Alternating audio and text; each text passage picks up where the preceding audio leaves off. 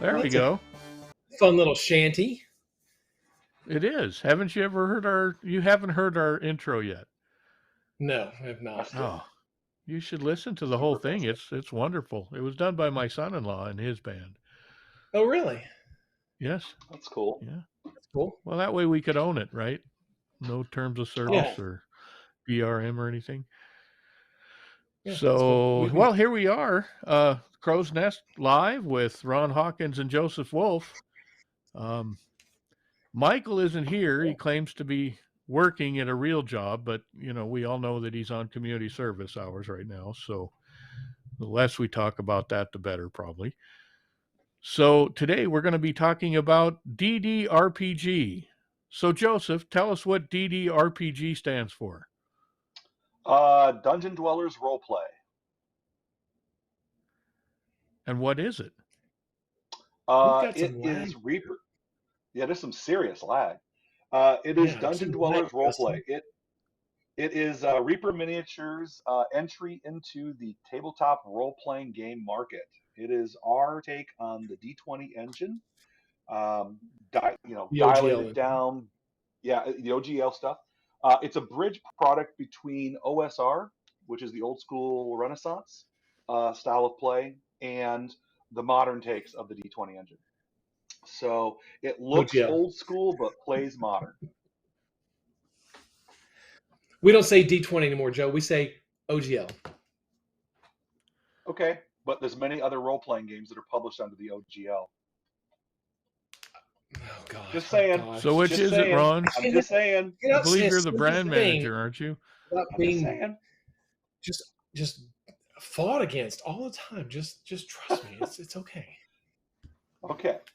It's D20 powered. The 6 standard ability scores that you know and love, but simplified. We like to think of it as kind of like focused. We boiled all the fat off the meat, and it's a really juicy approach to it, without giant source books. So, and we have it available for free download right now. It's just the player facing stuff, but as we move closer and closer to spring of 2023, we're going to be showing you lots more. So where is it available? It is available on Reaper Miniatures front page, upper left of the front page. And big green text or yellow text with download here. So it looks kind of like our background right here on the screen. Kinda. It's a giant. That's a good visual clue. Role-playing game, beta playtest rules. Which actually, you know what? Even that needs to be probably corrected, I guess. Because it's more you're no longer in beta, are you? Are you still in beta? I don't know what you call it, but it's just it's a player's primer you can download. Which is kind of beta. We're giving people a peek behind the development. Oh no! People can definitely play it, and you could actually, if it would be fairly easy to basically use the material that's presented to you. And then just if you're familiar with a version of the OGL, you can very easily run RPGs with it. But this is just the beginning. Well, we notice there's a little lag for Joseph. He does live above the Arctic Circle, so not the latitude to drive in. More than likely, the wife is in a meeting, so we're sharing bandwidth. There we go. Okay. So I don't know, Ron, when did this start? When did Dungeon Dwellers role-playing game, what was its inception? When were the first thoughts you had about doing a role-playing game? Okay. All right. Sit back and relax. All right. And let's tell a story. Let's tell a long story. So, okay. I think we go. Nice. We got the inset and everything. Good job. Oh, we don't need that. Yeah, we do. No, we do that. There we go. Can you just cut out his head and put it on top of the warrior's head? That would be really cool if it was just like a speaking thing. Anyway, go ahead, Ron. I'm sorry. All right. So years ago, years ago, back in a time we called the 80s, and Michael has spoken on this show about this as well, is about all our fond memories of this, the Dungeon Dwellers Caverns of Doom board game, or sort of a paint and play kind of a board game. This was our introduction, a lot of people's introduction into the hobby. I know it was mine. Joe, was it your introduction, or was it just one of your early memories? Early memories. Early memories. It was my first exposure. Jason, did you ever fool with Dungeon Dwellers, Caverns of Doom, any of that stuff? Yes, yeah. I played it a couple times. Played through it. I believe I had some of the paints even. Yeah, yeah. So it was my first exposure to fantasy tabletop role playing or wargaming of any type, and so that it sort of stuck with me, and it stuck with so many people, but it sort of really is really imprinted upon me, so that through the years, when Reaper first started, it was reproducing Reaper owned the rights to, or Ed and Dave and Al got the rights to the old heritage stuff, Caverns of Doom, Dungeon Dwellers, Barbarian Prince, all that kind of stuff. And some of the old Reaper figures, the first Dark Heaven figures, are actually inspired by the old Dungeon Dwellers. So it's sort of kind of been with us this whole time, just sort of all around and everything. And then in 2018, when we wanted to do a promotion, I asked Ed if he minded if we did Dungeon Dwellers as the 2018 metal figure promotion. And so that's kind of where that started. And Joe and I have been doing and other guys, Robert Allen, Damon Dorsey, have been doing this role playing, kind of flirting with this role playing stuff for 20 plus years, since the late 90s. It's just been lingering and following us around, and just sort of it's always been in our head going, we need to do something with this. We need to do something with this. And after 2018, when we did the figures, we did an adventure called The Vanishing Blackguard that Joe wrote, and it's up actually up on reapermedia.com right now as well. And it was a fun little old school feel adventure, written using the Castles and Crusades, right, Joe? Yep.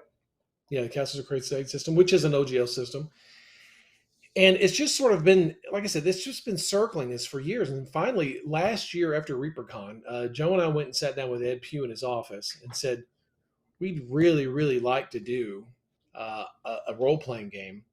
And we'd like to call it Dungeon Dwellers Role-Playing Game. And we would incorporate all the warm, fuzzy feelings and a lot of the old things from the old games, sort of, but with a modern twist, using the OGL as our template.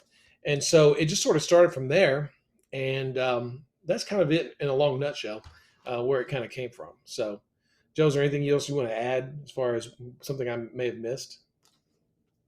No, great coverage.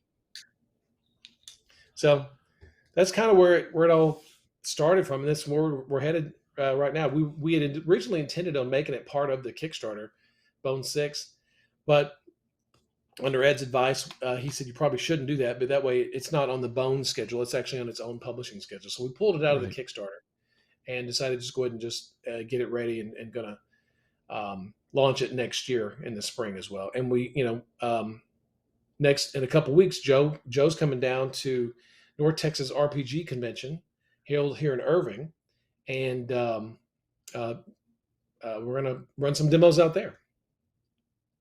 Well, that's exciting. Yeah. So, and we had already premiered it a little bit at the Kickstarter wrap party. A number of people had opportunities to try it out, and we previously streamed our events. How did it go? Yeah. What do you think, Joe? I was thrilled. The players were wonderful. Game Master. They were just so much fun. And they seemed to enjoy it. They were familiar with other iterations of the game system, but there's enough secret sauce in DDRPG to set it apart. They enjoyed it. Yeah, we had John and Bren and Daniel and Benita all played during the last 4 days of the Kickstarter, And then during the Kickstarter countdown party, Joe had some of the party attendees sat down and played with him there. Now, you ran a couple of sessions, 2 or 3, Joe? I ran 2. 2. Yep. And it was cool. It was a lot of fun. People seem to have a really great time with it. Very About how receptive. long have you been cold play testing this? Well, in actuality, some version of this has been run since we've been doing ReaperCon. I mean, a lot of the innovations that I was using when running 5th edition or Pathfinder really worked their way into DDRPG. I just scaled back the complexity, the muchness, of a giant source book.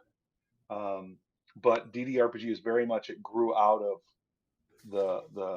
out of the little nut of the OGL. So, and I'm running a bunch of I just actually just ran an event this weekend with my high school homeboys, and they're thrilled because, you know, parents never thought I would be doing this. They never thought they would be officially playtesting stuff I wrote. So it's pretty cool. It is cool. Well, that's great. What do you think are some of the highlights? Either of you could answer this. What are some of the highlights that set this game apart? Joe, I mean, obviously, you talked about it being streamlined. You know what? So, I haven't really played it per se. I mean, like Joe said, he's been running it in his games at ReaperCon for the last several years. And so, if you played any of Joe's games, you've sort of been playing this system. And so, I played with Joe in 2012 when we did the Pirate ReaperCon. We played online. We played during RVE. We played or ReaperCon. Well, it wasn't RVE. It was ReaperCon Online. We played that year, and then we played a few times, right? Mm-hmm. What I like definitely. most, huh? Definitely. Yeah. So what I like personally is the simplicity, the way it's just, Joe took the rules and because when you look at the player's handbook, Dungeons and Dragons, not to knock on D&D or Paizo, because those are like, foundations of especially D&D, a foundation of role playing, right? It's the role playing and the mother of all role playing games. So, but when you look at that and you just go, oh, it's just so much to absorb. But the player's primer, when Joe went and just sort of boiled it down to its essence, it was just so much easier to get into, so easy to read and understand. Just you can just play it. You don't have to worry about getting bogged down with so much minutia. A lot of people like that, but I don't. There are going to be hardcore people who want all that crunch and stuff, but a lot of people who just want to play, who just want to sit down and play with their friends and have a fun game. I think this is perfect for those kinds of people. But like Joe said, you can easily incorporate anything, any kind of extra crunch you want to add into it. It's easy to add it into it, So you can make it as hard, or not as hard, but if you can make it as complex and as crunchy as you want to. So that's what I like about it. Joseph, you have For anything me, to it's add the to game that? I want to run. It's the game I enjoy running. I really enjoy. I like rolling every round for initiative. I like confirmation rolls for critical hits. The goal of it was to basically say, look, here's the thing. Here's 4 classes. Here's 4 races. Is that going to have in the long term? No. Of course, we're going to add lots more stuff. But we want to kind of plant the seed first, right, and get the little seedling growing. But for me, one of the biggest things I like about the system is we got rid of skills. And some people are going to be like, oh, but D&D started off without skill system, original D&D, right? And for many editions didn't have a skill system. And then they incorporated the non-weapon proficiency system.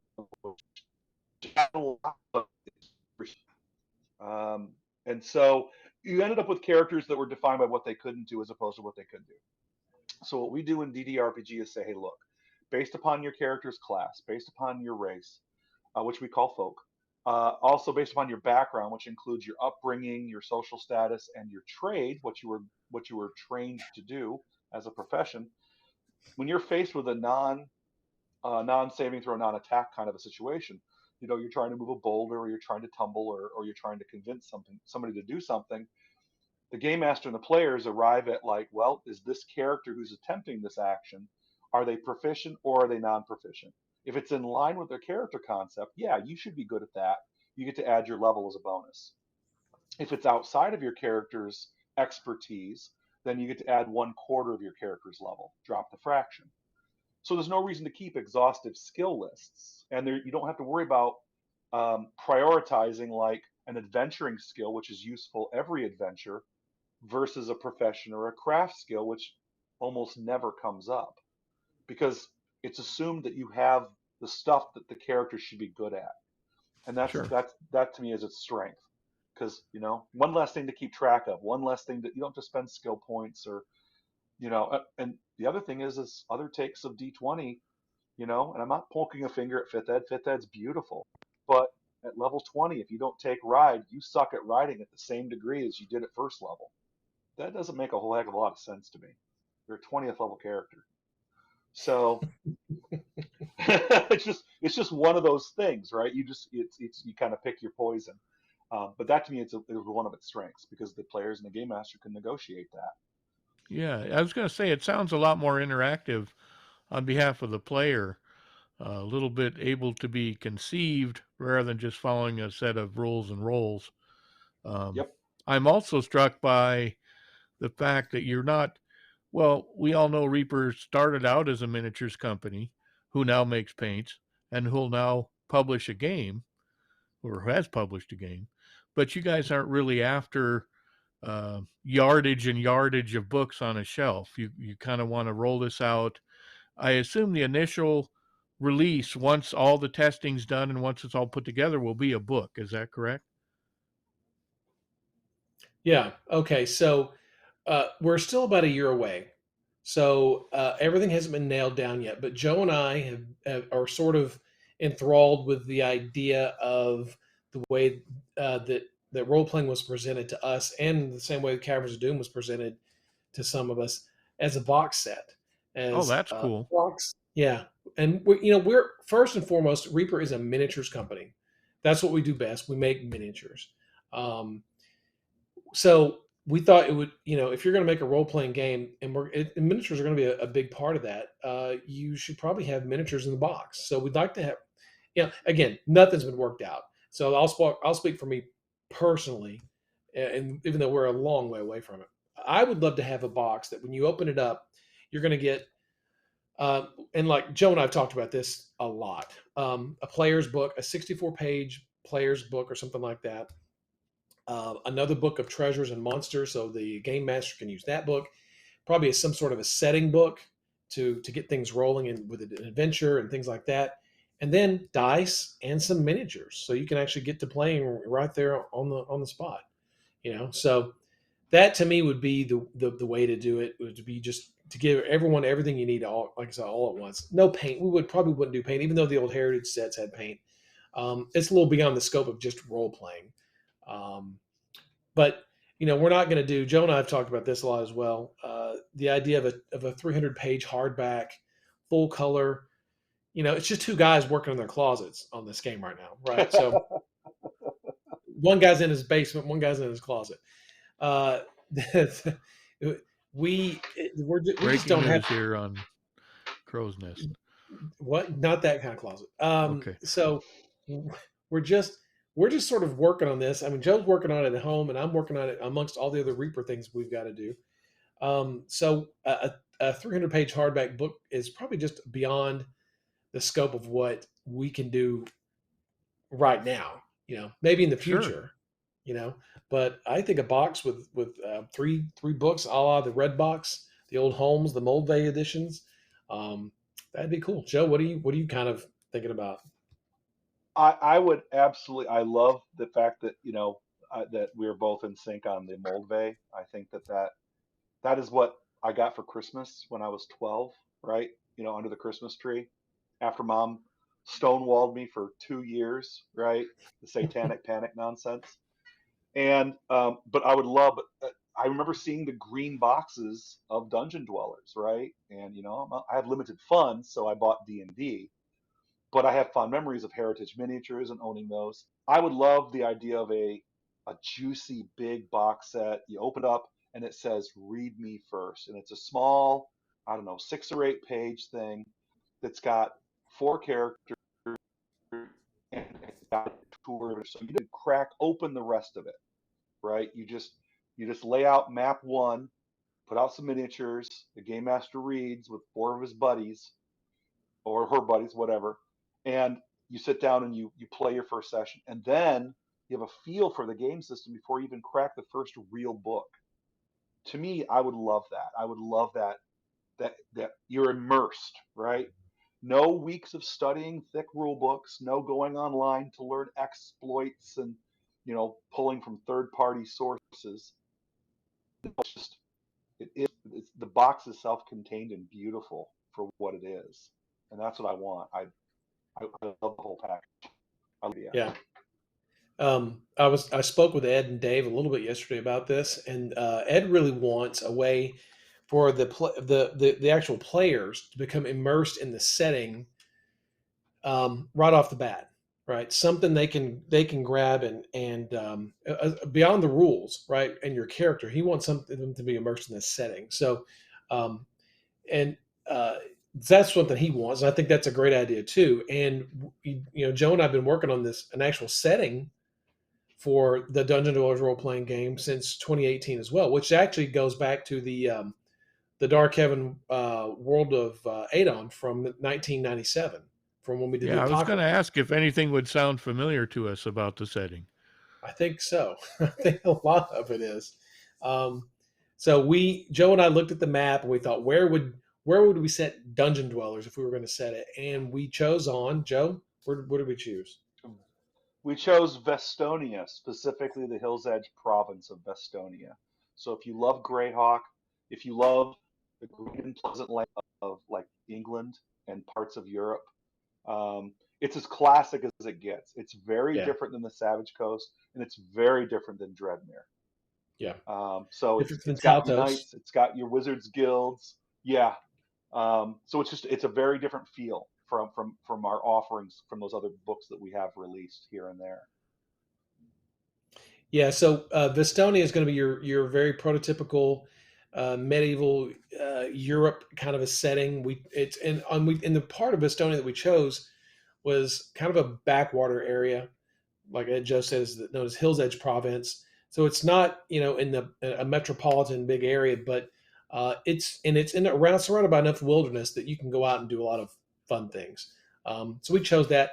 I think speaking of Dreadmere and Savage Coast and things like that, and Taltos, I think at some point we'd love to go back and do a setting book for each one of those areas for a DDRPG. I think it would be so much fun to do. Man, Dreadmere really, really is the one that I really want to get to after Vestonia. Um, Sure. but yeah, no, Dreadmere was such a great setting, and Savage Coast was great. Taltos has got a lot of stuff already developed for that. That would be an easy one to do. And if you've ever looked at the Dark Heaven Apocalypse game, our game world that we came up with, 20 years ago, 25 years ago, full of stuff. I mean, so the opportunities are endless for us to create new settings and things like that. So, but going back to what I said, when you open the box, hopefully you'll have maybe possibly something like a player's guide to the Hills Edge Province or the city of Barrowgate that the players can just jump right into and just sort of absorb immediately, and then the game master will just send them on an adventure, ready to go. So that would be a lot of fun. Do you see this as being, more political intrigue or more dungeon crawl or something that could go either way? Go ahead, Joe. Okay. I would say you can play it however you like. Mm-hmm. There is so much going on. The Hills Edge province is fraught. Actually, all of Estonia is fraught. Each of the provinces that make it up, they have their allegiances and they have their enemies, and they're all at each other's throats. We have an invasion from the north by orc hordes. We have a lost kingdom. We have it's Hills Edge province and all of Estonia is bordered by this amazing little region where people have been burying their dead for thousands upon thousands of years.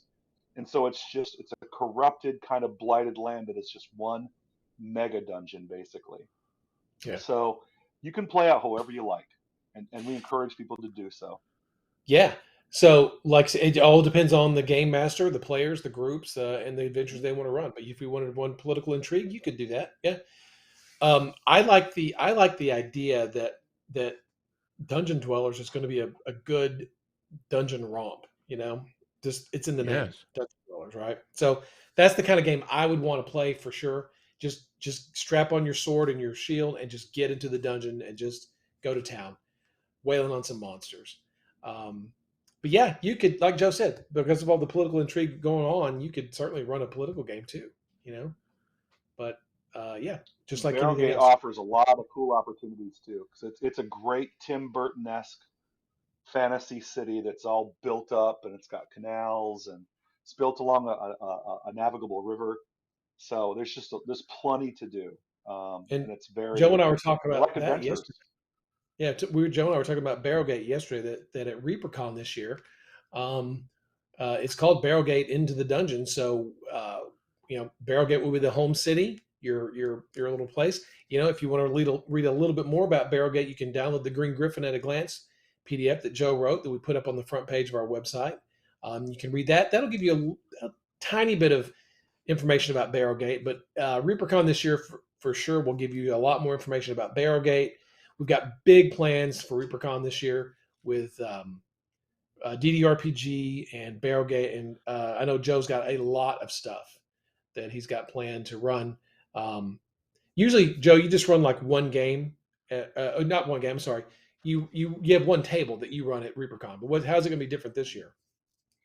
This year we are going to employ a nice little cadre of DDRPG fanatics to aid me in running the events. We're going to have the game, each day will be a different adventure with a different faction emphasis. And basically, that faction has an overarching thing that they have to achieve, right? That's the reason why they're doing what they're doing. And since it's dungeon focused, you're going into the West Barrow Hills. And what's neat about it is we're going to be staggering it. So it's not like in previous years, it's basically just me running each event once or twice, and then a very select number of people were able to get in. And bless their hearts for showing such interest. But we've always ended up leaving people out in the cold, and I always felt bad about that. So this year we're going to have extra game masters, and so there's going to be a lot of DDRPG play that's going to be available to people. And I might even run some stuff after hours. I've been known to do such things. Cool. And Jason, one of the other things we're talking about doing is if people who don't have time to sit and play for a 4-hour game, we're planning on doing 1-hour introduction games. What'd you call it, Joe? Joe, we called it something. I think we're calling them we're calling either like side treks or en routes or Sure. we were kind of calling it the Orc and Pie style adventure, but after Monty Cook, it's yeah. it's a after Monty's wonderful formula. But basically, they're just like they're literally a 5 minutes. Here's what's going on. Here's how the game system works. Here's the first encounter. Okay, here's what happens as a result of that encounter. So you'd hand And there's a out, couple say, of decisions to make. pre-generated characters, you think, for Yep. that? Yep. Yeah. All of my events are always pre-gens. This year, as we get a little closer, and once I might, since we've presented the rules, I might let people bring in their own. Sure. I haven't decided yet, but I'm thinking about it. People might like that. I would think you probably even have time to vet some of the characters that people would bring if you wanted to do such a thing. Yeah. Literally just, okay, here's follow the guidelines and conform to level 3, then I'll magical gear on my cases, but it'll be really fast and non-negotiable. Plus 5 Holy Avenger at level 3. No, okay, that's good. So the primer's a good guide, for rolling up your character. So hopefully we wouldn't have a whole lot of crazy stuff like that. So it's pretty, but it's like, again, it's very easy. It's very simple. It's very you could certainly bring your own character, I think, for sure. Yeah, I really think that would be okay. Yeah, But as we get the closer, first time we ever did that. That's great. Never gets time.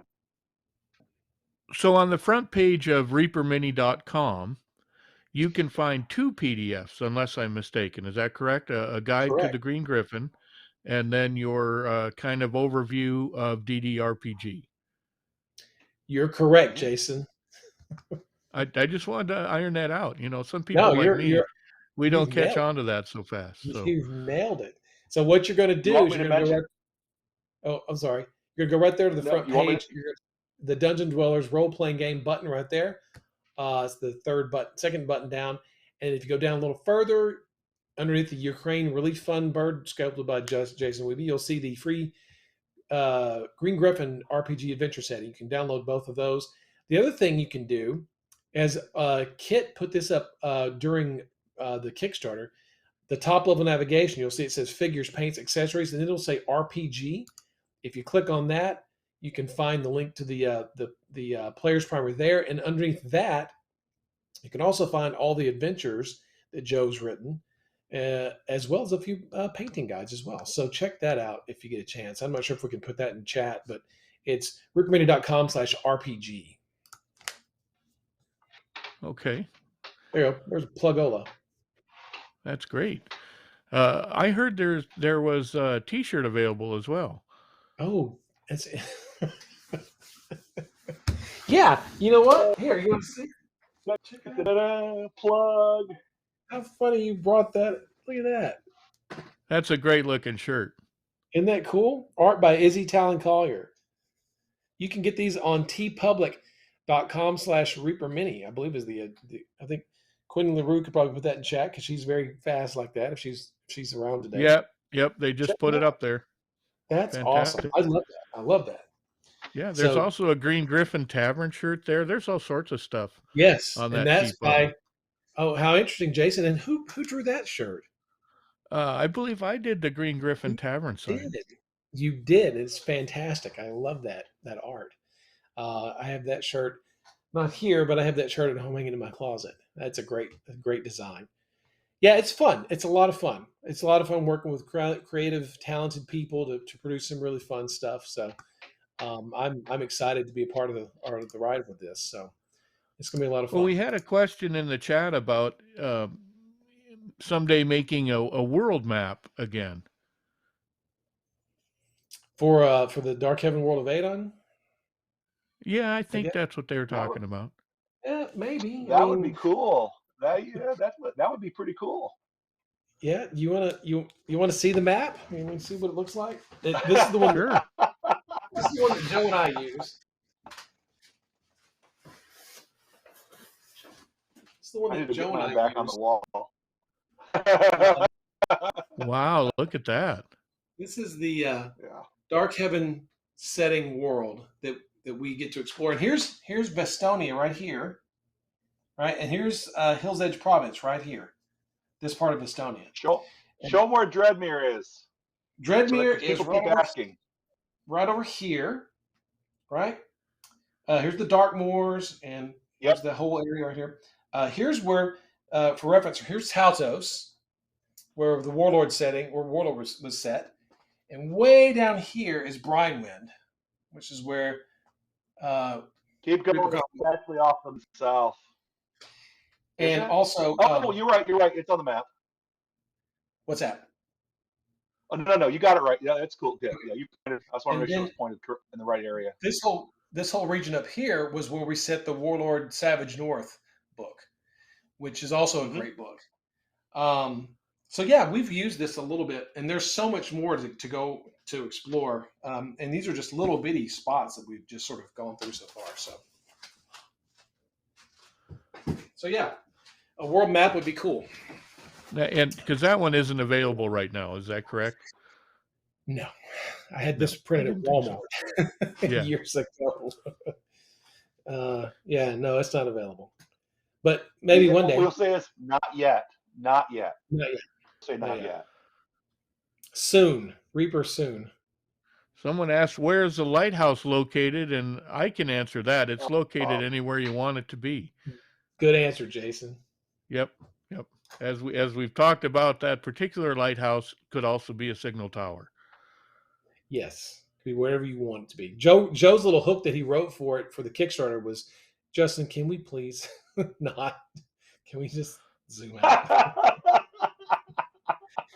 Uh, That's our ace uh, director and producer, Justin. Joe wrote the cool little hook about and he asked, I think Joe, we were talking about it, and you're like, where are we going to put this? I was like, it's anywhere people want to put it. But the setting, the little hook that he wrote was really awesome. So it was really, really a lot of fun. That was a lot of fun to work on. Joe wrote all the hooks for the Kickstarter for Bone 6. And I think they made a difference. I think it kept people entertained, let people talk about stuff. And it was all those hooks were pretty much kind of, Green Griffin centric, kind of Barrowgate centric, Hill's Edge centric almost. So Sure. you may see some of these hooks come back and become adventures one day. You never know. Well, I was It's going to fun. ask about that. Do you see that as being a feature of this whole plan, where maybe you don't release an entire setting book? Well, you do release a setting book, but then you also augment that with little written up adventures that you could just download, maybe for specific miniature sets and that sort of thing, Absolutely. Yeah. or Yeah. paint sets for that matter. Joe's Yeah, we've itching to already write done that adventures a all little the time. bit with the Were Rats. Oh yeah, definitely. The Five Crowns is centered around the blood demons, and the Family Jewels is centered around the Were Rats. And we already have a And lot of stuff ready to and go. And are we going to mention it? Are we going to say it? Are we going to say yeah, it? the Ring of Go ahead. Truth. The Ring The of Ring of Truth Truth. is done. It is finished. It is ready to go up. I'm going to get with Kit. I know Kit's swamped with Pledge Manager stuff, but I'll have Kit add the Ring of Truth to the adventure page, reaperlive.com/RPG. I can ask Kit to add that to it as well. And And what's what cool is the is, Ring of Truth? Oh, go ahead. I'm well, sorry, I stepped it's a on you great there. little adventure that Joe wrote, and it sort of ties into the very last last encounter we put in to the Kickstarter, the Goblins of Rot Stump Bog. Um, the characters, the minis in that expansion go directly into the Ring of Truth adventure. Now, unfortunately, we didn't have time to get everything else in there, but there's a lot of great stuff in that encounter set that work directly with the Ring of Truth. But there's more to it, to that. But it's a great encounter for miniatures, and the adventure is great. So they work great together, and we can't wait to share it with you guys. Well, that's another tremendous thing. Then I had a question about what drives some of the ideas. Joseph and Ron, do you guys look at some of the miniatures and go, man, this would be great to have a little hook written around these? Or do you read something that Joseph wrote and you say, man, we need some miniatures to go with this? Works both ways. Both. An interesting thing was, Joe, tell them about the bee folk. Oh, you mean Yeah, I'd like to besieged? know more about the bee Yeah, folk. besieged. Okay, besieged. Okay, so the long and the short of it is, basically, Jason sculpted these absolutely stunning bee people figures, Well, and thank I you. took it upon myself because Ron was very busy for a couple weeks, and so I wrote a full length adventure built around him. And you can even play one particular type of bee person, so it's a playable race. Uh, So and the so bees I have constructed. classes, do they? They have social castes because what is you have to imagine that they are probably not. Well, I wrote them, so I guess this becomes truth, right? But they are the product of probably they're like the Smurfs. They have the product of magical experimentation, and so they have a very pastoral lifestyle that's very similar to like say the halflings live. And so they're not they're not. There's a lot of hominid traits, right, in these bee people, right? Sure. Um, so basically, there's a hive that's in danger. The players are approached by one of the members of the hive, and they become employees of the hive, trying to save it from a very horrible invader, a really nasty hostile invader. Come on, let them know So what the invader is. those scary Spoil ass murder hornets. Oh, Dr. Faust thought maybe it was B. Arthur. Close. Or maybe BB King. So it's a murder hornet is the heavy in this one. Yeah. There's actually a number of murder hornets that are led by like a senior murder hornet, and they're not particularly, they're like Neanderthals in terms of their sophistication, but highly aggressive. I mean, they can take a bee person by the antennae and basically just split them in half. Ouch, Joe. So the players have to basically deal with a highly hostile enemy. So and it's subterranean, so it's very dungeon crawly. No, it's a really fun adventure.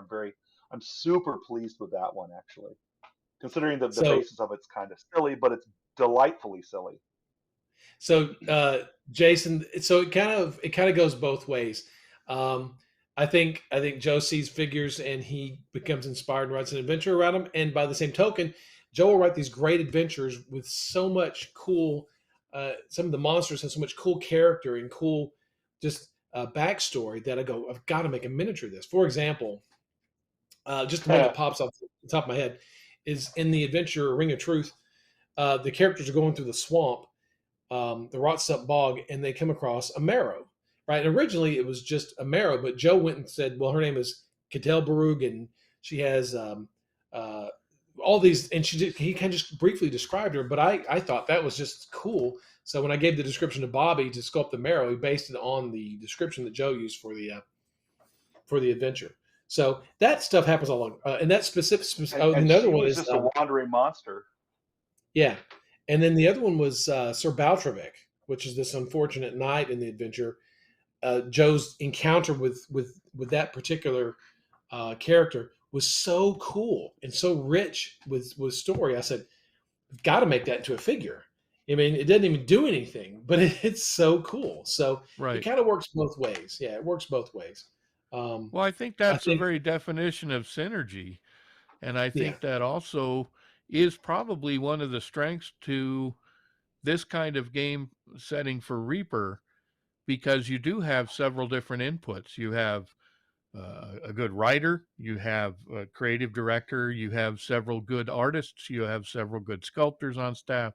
You have a lot of people that can each have an input that might spark a new direction for it. Yeah. It's just like when Izzy does a piece of art, how it'll inspire you to want to sculpt. You just want to sculpt that because it's so inspirational. Absolutely. Her art also does the same thing. When you see a piece of her art, you immediately you form your own story around this piece of art, just like you would do a miniature, or something like that. Or if you read a good story, you can imagine what all the other. It's really cool. Like you said, synergy, the way it all sort of works together. It's a lot of fun. And like I said a while ago, it's so much fun to work with talented, creative people to put together cool projects. And I'm just glad to be part of it. That is what will set this game different from a lot of games in the past, where it was written by the writers and then the miniatures were done. Now we have several, like I said, several different angles we can approach it from. It's a big sandbox, and we could all play in it really, really well. So it's a lot of fun.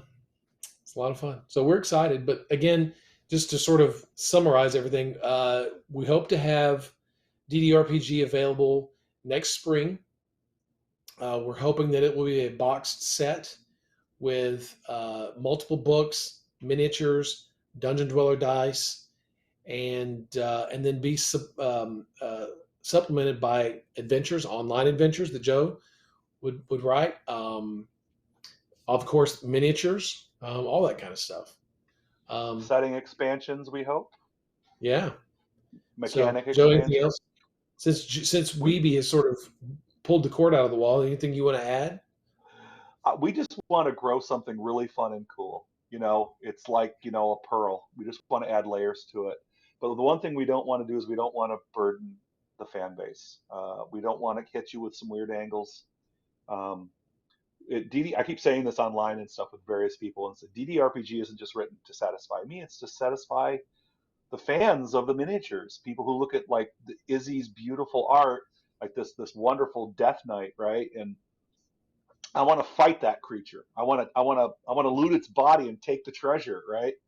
And that's kind of how it all works. Is like we look at the cool stuff and we want to play in those worlds. Sorry about and DDRPG is very much a world I want to play in. It's inspired Did you me, kick the and I love cord a there, lot of Weaver? different games. No, I didn't have my computer plugged in. I saw the low battery warning, and it was, it usually takes a few minutes, but this one just went off right away. So I apologize for that.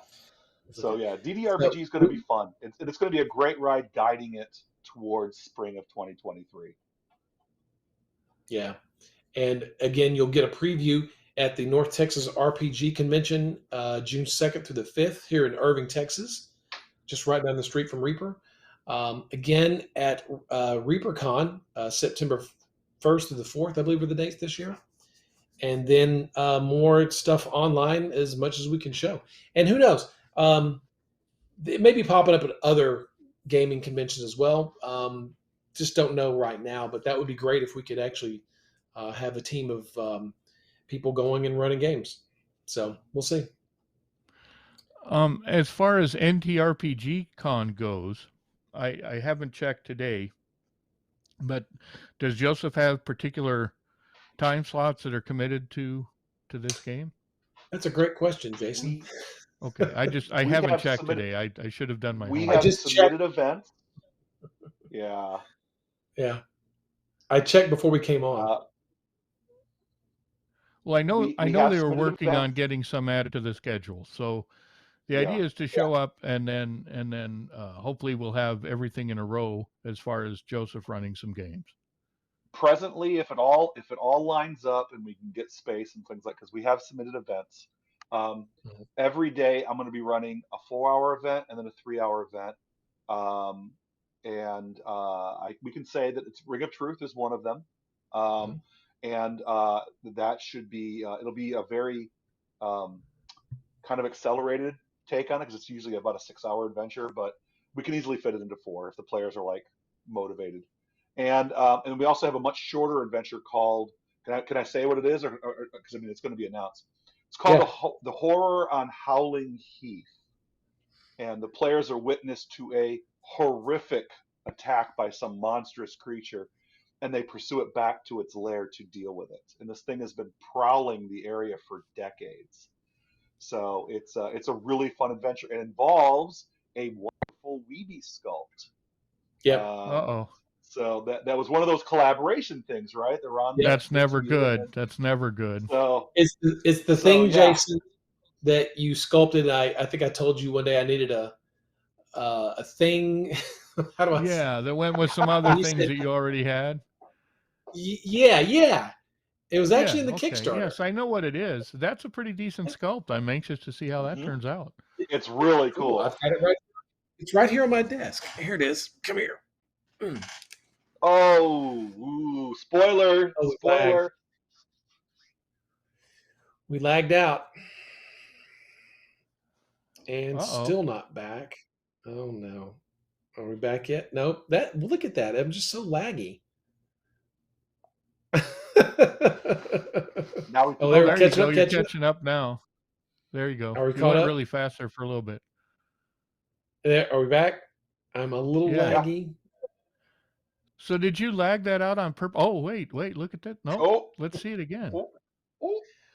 Now this isn't this is just an item, a thing in the game, right? That's all. Okay. Anyway, no, now you got the full screen. Try it again. Let's see if people can guess it. People will. All right. I'll show it. You ready? Here it is. Yeah, look at that. Yeah, because I sculpt a lot of unicorns. I mean, I'm known for my unicorns. Famous for them. Oh, and the shark. Yes, I do. I have sculpted a few sharks. You have sculpted a few sharks. Now we'll have to wait and It's see. neither of those. It's neither of those. That's right. Well, there's Neither of another those. one that I'm working on right now that I heard might be deployed as well. Give me a hint. Is this one of the? I assume he was the one that sculpted one of the No, featured this one creatures I just emailed Ron about in this Ring of morning Truth. and said I took a day off over the weekend, so I didn't get it finished. What? This He's morning? gonna have to check his email now. Or I texted you. You texted me this morning? Yeah. Oh, I didn't see this text. The I did not AST. see this. The AST. Oh, wow. Cool.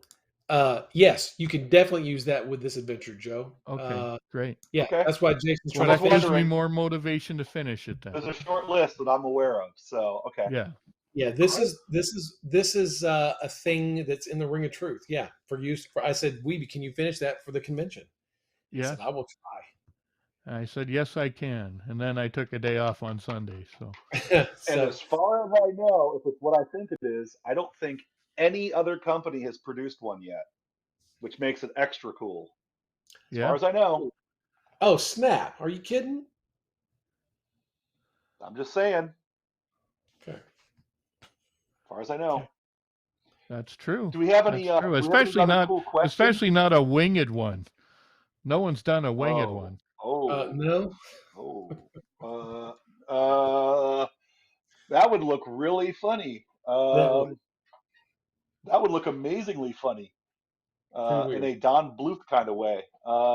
That'd be awesome. Well, everyone will need. Do we have any come cool out- Clavicus actually used my name and Lisa Frank in the same sentence. That's really interesting.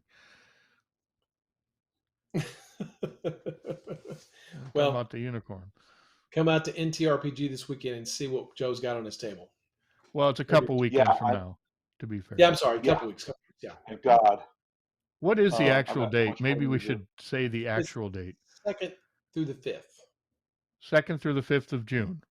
Yes. Irving, North Texas. Texas. RPG, yes. North Texas. Just search for North Texas RPG Con and you'll find it in Google. Google will be your friend. And Joe will be out there running games and it's going to be awesome. It's going to be a lot of fun. Yeah, it's gonna be really cool. I've got a ton of painting to do, but that's okay. Fantastic. I stoked this, and to be able to prepare. I just want to say the guys at NTRPG have been extremely kind and accommodating and very generous. The minute we mentioned we were interested, they just were just like, "Hey, how can we help you guys? What can we do for you guys?" So it's going to be a great convention. I'm really looking forward to it. Well, that's definitely one of the nexuses of old style gaming, old gaming, For I sure. think. For sure. Especially for a game like this where you have some new sensibilities mixed with a lot of the OG stuff. Should be That's a where real hoping we'll good get match. Real good match. a lot of people will be interested. And if you come out and if you play Joe's game at North Texas RPG Con, you'll get a $10 coupon for reaperlive.com. So just play a game, get $10 for playing. You can spend it on reaperlive.com. $10.